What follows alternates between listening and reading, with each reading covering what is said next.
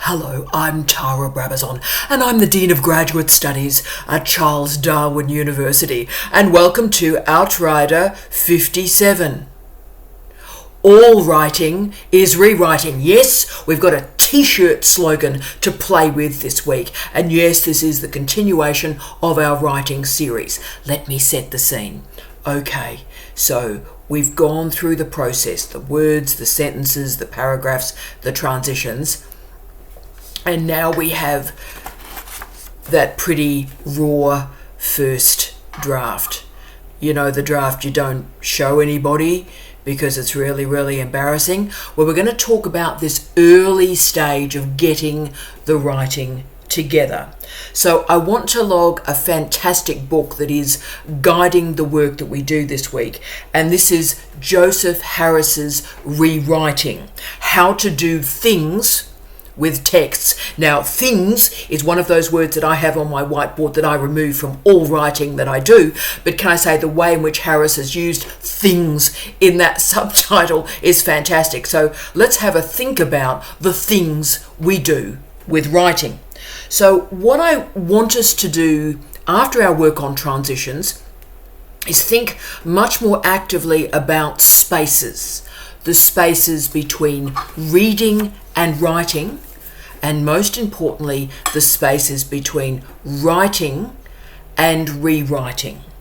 I want us to think about your positioning in the relation to not only your words, but the words that you use from others. So I want to start this conversation with the legendary Roland Barthes, perhaps best known so many decades after his death for the phrase, the death of the author. Often Foucault is configured as the great guy that did the death of the author, but really it is the legendary Roland Barthes. And when I come to think about my 10 favourite books, and remember that's really fantastic and challenging for me, but there's no doubt when I think about my 10 best books in life that I've read, one of them is certainly Roland Barthes' Camera Lucida. And it is a book that changed my life. I remember where I was when I read it the first time. I was waiting in an airport for someone to get off a flight, and I remember everything. I was hypersensate because it's such a remarkable piece of writing. And what makes it amazing is that it is writing about writing. And Barthes states, quote, "A text is made up of multiple writings, drawn from many cultures and entering into mutual relations of dialogue, parody, and contestation." End of quote. A wow from me. Now, too often, particularly I would argue in our universities, to be frank, we separate reading and writing, and we certainly separate writing and rewriting. And of course, in our present, we know the consequences of people not reading and then deciding to write about it, because we live in an era, sadly, breaks my heart every day, we live in an era of ignorance and subjectivity and opinion. And, you know, people have a vibe, have an opinion, and immediately want to write about it in a blog or in a tweet or so forth. And if there's one challenge, and there's many challenges, if there's one challenge we have on the planet at the moment, it is that there are too many damn uninformed opinions. We've had enough stuff, I think, from randoms who don't do any reading and have no actual idea what they're talking about. They have a thought and they decide, let me express that in writing. That's probably why we're in the mess we're in at the moment. It is the time for reading, for scholarship, for interpretation, and yes, for writing. Therefore, we're occupying a very interesting space in this Outrider. It's between reading and writing about our reading, but also writing and rewriting about our writing. The major academic question that exists on the planet at the moment is, how do we use the words, the writing of others? Now, this stuff gets reified into academic integrity, misconduct, research integrity, misconduct, plagiarism. But too often I think we talk about references and citations and so forth, and we're really now, I would argue, missing the point. Put another way, how do we use the words, the sentences, the paragraphs, the ideas of others in a way that enables, structures, and scaffolds our argument? We rarely ask that question overtly. We assume our students, our PhD students, know how to use the words of others to scaffold their own research with care. Now, the problem is we live in a time of multiple bogeymans, plagiarism, indeed even self-plagiarism. And what this does is it creates a research culture of fear and worry and confusion. So this difficult conversation about rewriting is not being had at the moment, and that's why I wanted to make sure this Outrider was in place in our writing series. So what's happened is we've created this culture of fear and confusion and profound conservatism, can I say. But how often are we actually talking about the relationship between writing and rewriting? And I did want to state that, look, I'm always incredibly proud to be an academic. I know there's all sorts of stuff that exists on the planet at the moment about, academics and the problems with our universities. But I'm very proud to be an academic. I'm very proud to be a part of academic culture, and I'm very proud to enact academic writing and research. And what we do is very different from journalism or blogging or commentary. We are scholars, and that matters. We don't do a vibe. We don't have a thought and decide we're going to overshare it. Academic writing is textured, it's careful, it's scaffolded, and it recognises that every single one of us owe a debt to the scholars that preceded us. We carry forward a legacy of intellectual history. Our writing is that interplay between past and present, self and scholarship, history and innovation. We write in response to the work and to the words of others. We are not ventriloquists, though. We have to acknowledge the research of others, but the point of being a scholar is we transcend the research of others. So in many ways, when I'm teaching academic writing, what I'm actually teaching you is academic rewriting. The whole point of references and referencing is to show transparency and respect for the scholars that came before us. References show to readers our movement, our journey through knowledge. And references are part of precision, transparency, and repeatability of research. And I think that's the whole problem with what's happened in the last 15 years, with all the focus on plagiarism and academic misconduct and research misconduct. And all of this is made worse through this generative AI stuff, right? So, what's happening? And so all the focus is on cheating, and attention is not being placed on learning. Okay, so we rarely discuss how to rewrite with rigour and with clarity. The whole point of academic writing is rewriting, engaging with the scholarship of truly brilliant people. So what happens is we take an acceptable idea in a particular discipline, we give it a poke, we give it a bit of a probe, we ask the tough questions, we reflect, we revise, and we rewrite. And we rewrite in the context of new information and often new data sets. So we use the writing of others to rewrite and rewrite with innovation. That's what an original contribution to knowledge actually is.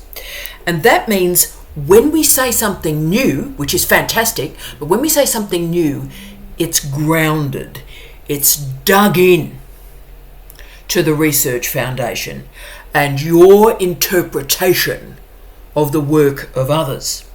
Your referencing confirms your rigour and your excellence.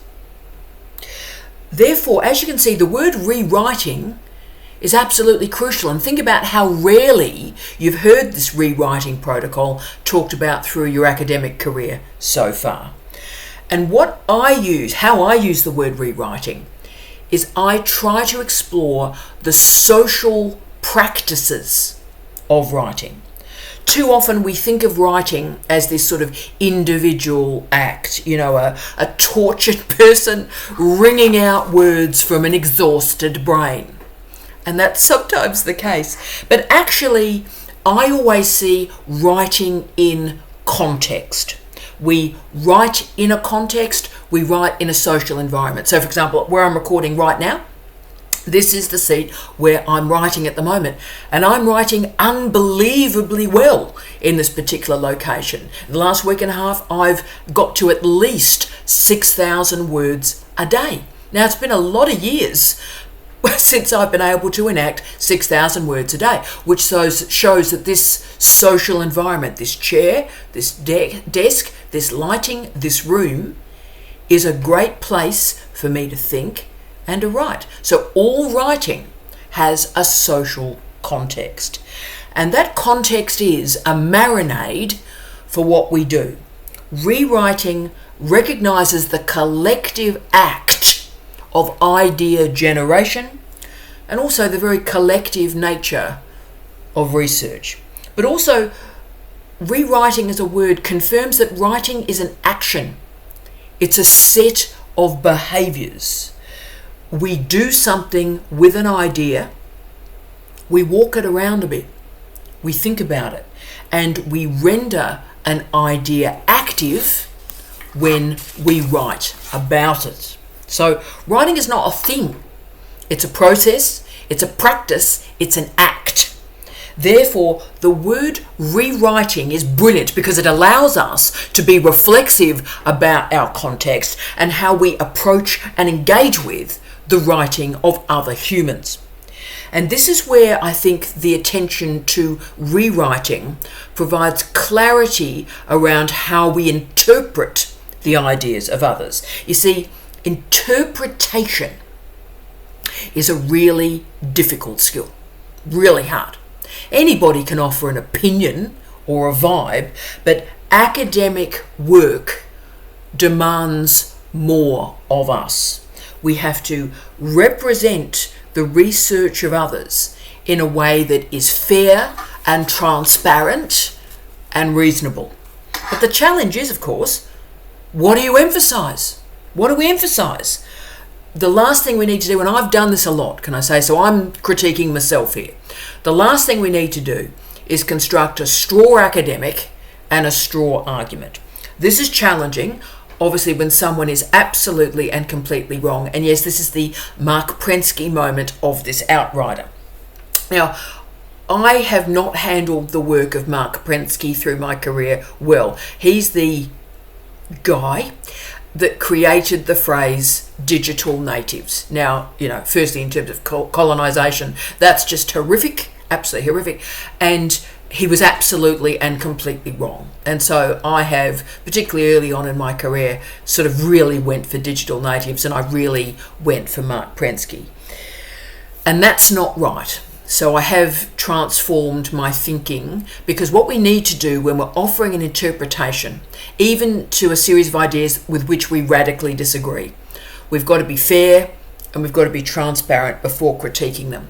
So what we have to do, as we talked about in the paragraph Outrider, is separate out the paraphrasing and our interpretation of that scholar's work. And you see, there is a huge difference between an opinion and an interpretation. So what happens through an interpretation is we recognise the concept or argument or idea from a researcher on their own terms. and we try to understand what they thought they were doing, what was their project. And from that honesty and clarity, we can then apply these ideas to our new ideas, new methodologies, and new projects. So you see, through that movement from understanding the research on its own terms to our interpretation of it, that is how scholarship is created. Now, the challenge is digitization. The digital environment has transformed writing, and not always in a good way. Not only because it's so easy to cut and paste ideas, and that's created a lot of the challenges in terms of academic misconduct, but my argument has been, Virilio 101, that the speed at which ideas are moving, the speed in and of itself, is starting to cause some problems. See, because what happens is the speed at which text moves, that serves to truncate the time available for us to offer an interpretation of the ideas of others. And therefore we lose the time to rewrite scholars' work with fairness, to have a think, have a breath, and use clarity and precision.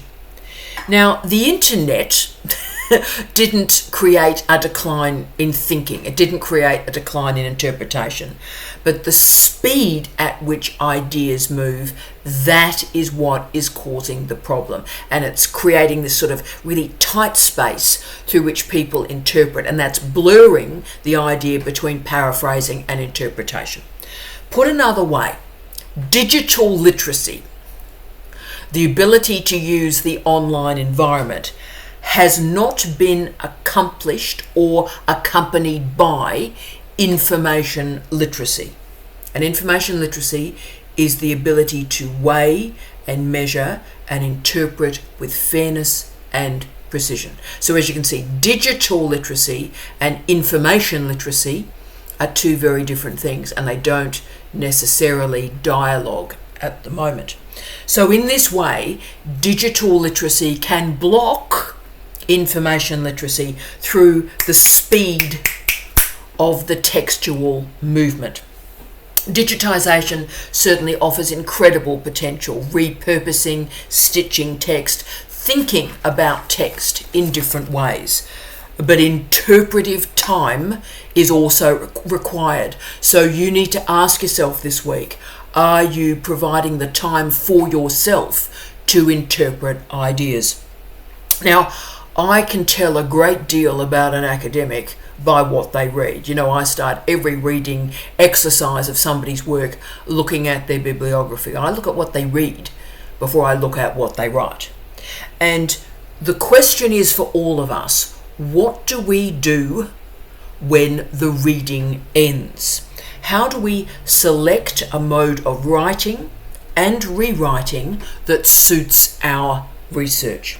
Rewriting can be dreadful, absolutely dreadful. Think about what happens when people explain a joke. You know, when someone tells a joke and people don't get it, and then some random starts to re-explain the joke like it makes it better. That is another example of rewriting that's absolutely horrific. And the key, I think, is always to balance, and this is hard to do, balance accuracy and fairness with the movement to interpretation and analysis. And that is why all writing that we do as scholars is rewriting. And it's important to remember that meaning is never delivered to us neutrally. Remember that line from Roland Barthes. We don't simply plug an academic article into our brain and download it. Reading is not downloading. Downloading is not interpretation. And so everything requires interpretation. There is no obvious meaning. There is no singular meaning, full stop, because every moment that we read research, and this is powerful, every moment we read research, we have to remember that we're reading it in a different context, a different environment from which it was written. Therefore, what we're doing as scholars is trying to understand the gap, mind the gap between reading and writing, and writing and rewriting. My context is radically different from your context. Therefore, how I make sense of a piece of research is very different from how you make sense of a piece of research, because we make meaning, we summon meaning from a context, from an environment. And as readers and writers and rewriters, our job is to be fair and transparent in presenting the work of others, and also showing, this is the hard bit, showing how we have developed our interpretation. So let me just state here, what we are doing as scholars, as scholarly writers, is incredibly difficult. Moving from reading to writing to rewriting is incredibly tough. That's why writing's so hard. Yeah. Therefore, what I wanted to do to finish off our Outrider today is provide some questions for you to enable or scaffold your interpretation. What I'm trying to do is slow you down a bit. So when you're reading, I want you to read, and then I want to ask a series of questions about what you're reading to enable the interpretation to be precise and methodical. So when I'm reading a scholar's work, I take good notes from their work, and I also, at the end of those notes, answer some interpretive questions. And these interpretive questions are as follows. What is the researcher's key argument? What did the researcher think he, she, or they were doing? So what did they think they were doing? What's the point of the research? Is there a major concept or trope that's been delivered here? What are the strengths and the weaknesses of that research? And the crucial one, where was it written? When was it written? And who wrote it? That's the contextual information. So these questions move you from reading the work of others to developing scaffolding and interpretation for your own readers. So what you're doing, and this is precious, what you're doing is you're inserting words into a world. And then with reflection, you're showing how those words change as they move into your world, into your context. That means when you apply that research to your theories, your data sets, you're going to do it with a lot of care and also a lot of respect. Look, it's tough to be generous to the ideas of others. I understand that. Our first instinct, particularly in a Twitter X age, is to give ideas a good shake, have a good focus, grumble bum. And, you know, we've all been bruised by the name calling and the battering and the Twitter pylons and the things that does stuff to us. We are scholars. Our standards are higher. And trolling is not thinking. Full stop. Therefore, always remember to try and present, and this is for me as well, try and present the ideas of others as fairly as you possibly can, and then move to the strengths and the weaknesses. The way to avoid these easy pylons is to take a breath, create some space between the reading and your interpretation, and ask yourself, what was the writer trying to achieve? Not what you think, what were they trying to achieve? Why was the argument offered at this particular time, whenever that time was? Who was the audience for that research? And these questions make sure that you are rewriting with a purpose. We need to remember that academic writing, and this is a gift, academic writing is a conversation, but each discipline has a different conversation. So cultural studies is different from social work, physics is different from philosophy. But academic writing is also a conversation between a reader and a writer. Academic writing exists for dissemination. If we're writing it and no one reads it, why actually does it matter? Now, citations are one mode and one node, one way to show your reading, your scaffolding, and it's really important to cite. But when we're moving forward with our citations and our paraphrasing and our quotations and our references, we are forwarding the writing from the past to new readers. And that means that if readers are interested in that original idea, they can seek it out.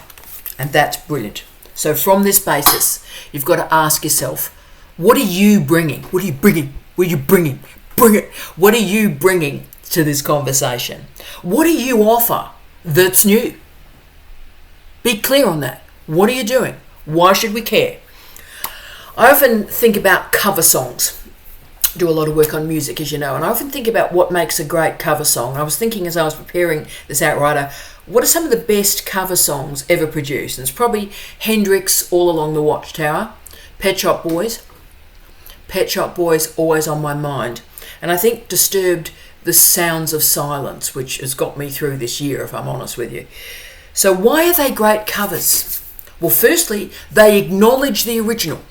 They don't pretend to be anything else that they're not. So they acknowledge, they tip their hat to the original track. They acknowledge the foundation. They acknowledge the frame. But then from that frame, they create something new. From the foundation, they build a new building. And when they build something new, they transcend. Acknowledging the influence of others allows you to express overtly your difference from them. And this is how, from rewriting, we create a voice all of our own. So in this writing series so far, we've talked about words and sentences and paragraphs and transitions. But what we're doing at this crucial point now is we're returning words to their world, and how we as researchers show integrity to the words of others and indeed the worlds of others. So once this rewriting has occurred and the verification of that rewriting has been performed through citations, we suddenly enter a new moment in our scholarly lives, in our writing careers. And next week we move from this verification of reading to writing to rewriting to a suite of words that will transform who we are as scholars.